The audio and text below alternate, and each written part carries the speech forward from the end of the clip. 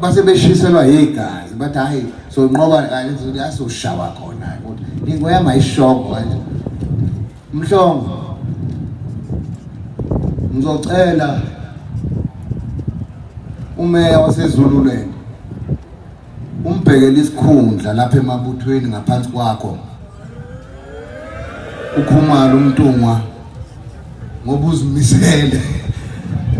ukusebenzisana nesihlalo namabutho ukuthi woza naye